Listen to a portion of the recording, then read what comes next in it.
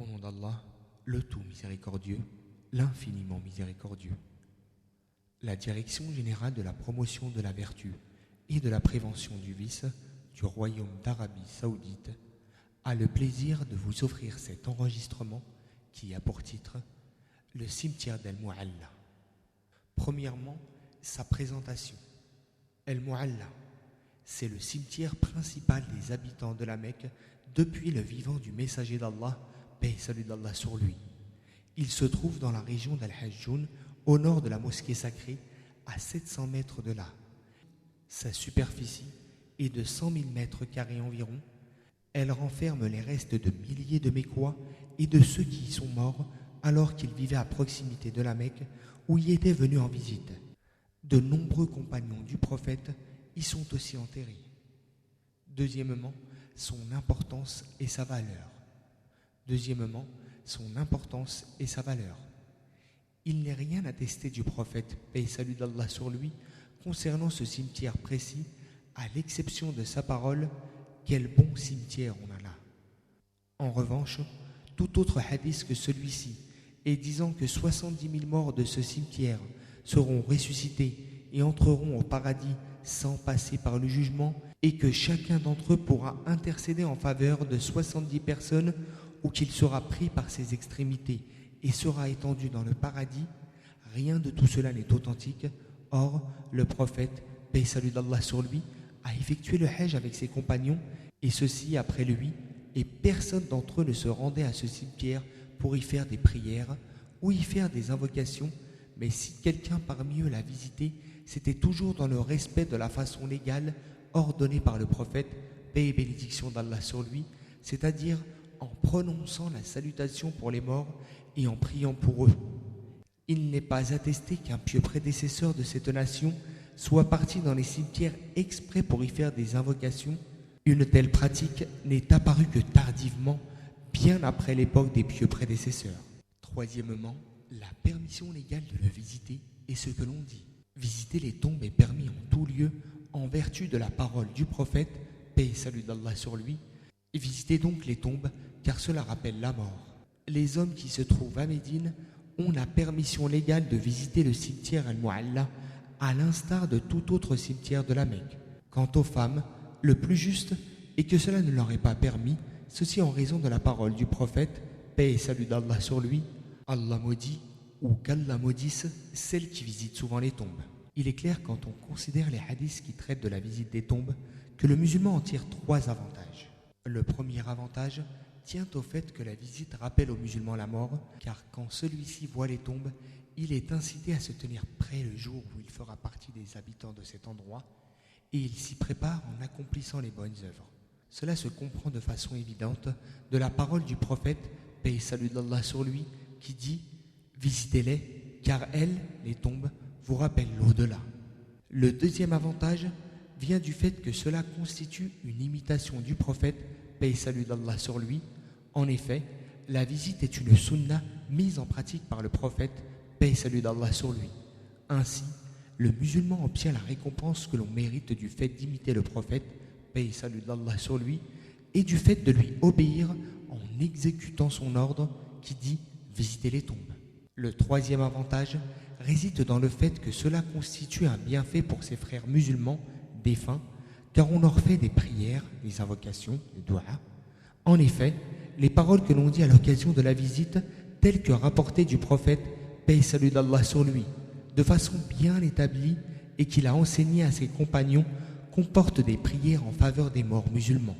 Or, cela leur est bénéfique et ils en tirent un avantage par la grâce d'Allah. De même, le visiteur lui aussi obtient une récompense pour avoir prié pour ses frères et pour leur avoir apporté un bienfait. Quand le musulman visite un cimetière, il doit se limiter strictement à ce qui est permis à ce sujet, et ce, en priant pour les morts, c'est-à-dire en prononçant l'invocation traditionnelle qui est السلام عليكم أهل الديار من المؤمنين والمسلمين وإنا إن شاء الله بكم لاحقون ويرحم الله المستقدمين منا والمستأخرين أسأل الله لنا ولكم العافية. Paix sur vous, ô habitants croyants de cette demeure, nous allons par la volonté d'Allah vous rejoindre, Qu'Allah fasse miséricorde au premier d'entre vous et au suivant, et nous prions Allah pour que vous soyez épargnés de tout mal. Ou bien toute autre formulation de cette sorte qui contient une prière pour les morts. Quatrièmement, localisation précise de certains défunts qui s'y trouvent. Il ne fait aucun doute qu'Al-Mu'alla est le lieu où sont inhumés les habitants de la Mecque. C'est là aussi qu'ont été enterrés un certain nombre de compagnons. Il est bien connu que la loi islamique n'encourage pas à distinguer les tombes de sorte que l'on garde perpétuellement la connaissance de qui y est enterré. Cependant, le législateur a tout de même autorisé à mettre sur la tombe une marque grâce à laquelle on la distingue, comme une pierre par exemple, mais il a interdit de bâtir la tombe ou d'écrire dessus.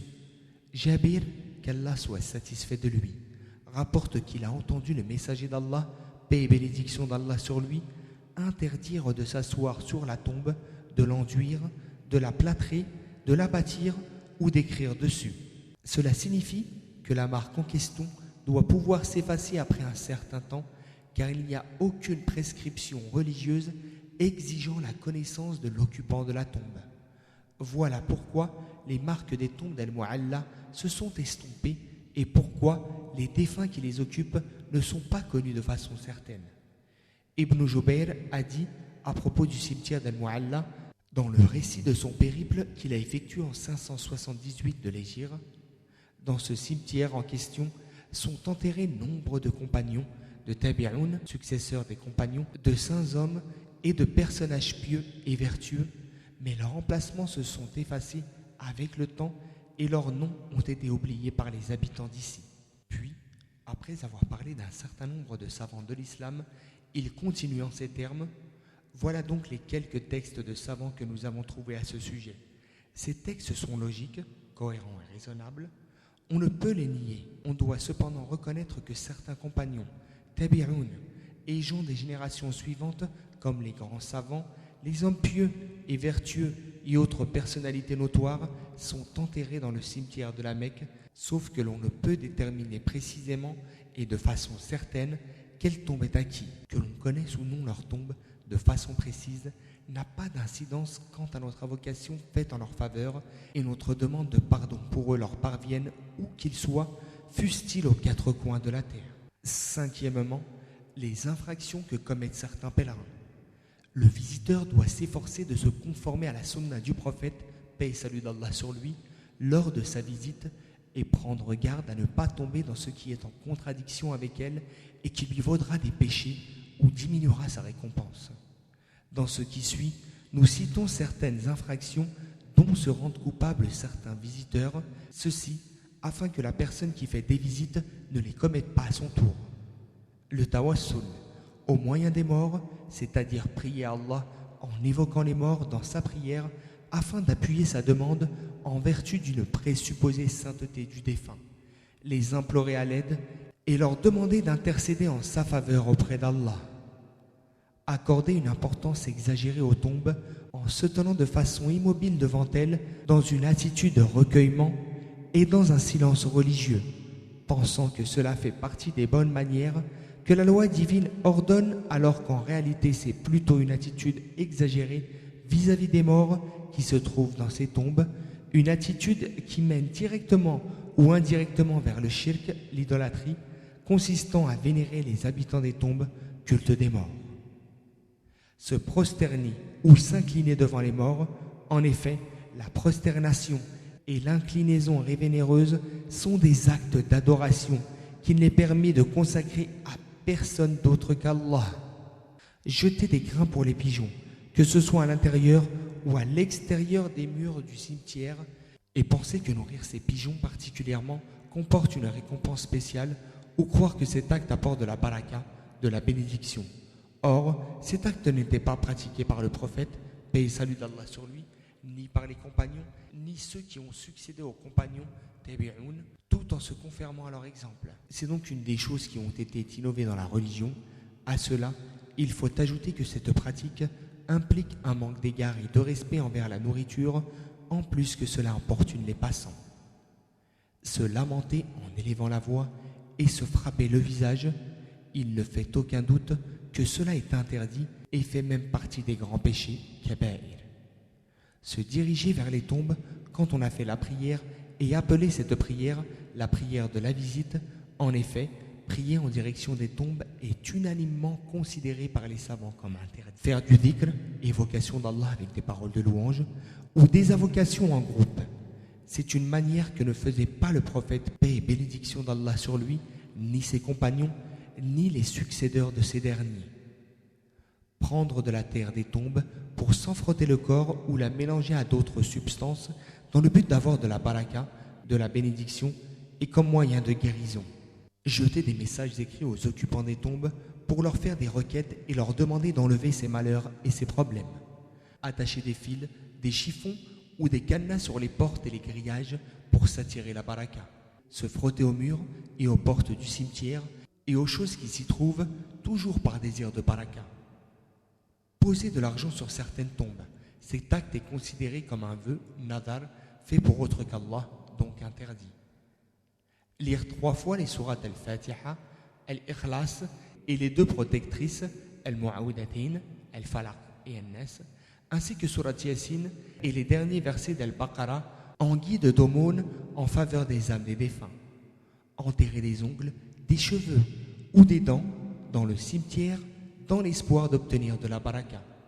Asperger les tombes de parfums pour se rendre agréable aux gens qui y sont enterrés. Or, ceci fait partie des actes accomplis pour s'attirer la satisfaction ou la faveur d'autres qu'Allah, c'est-à-dire en signe de vénération, chose qui est interdite et défendue.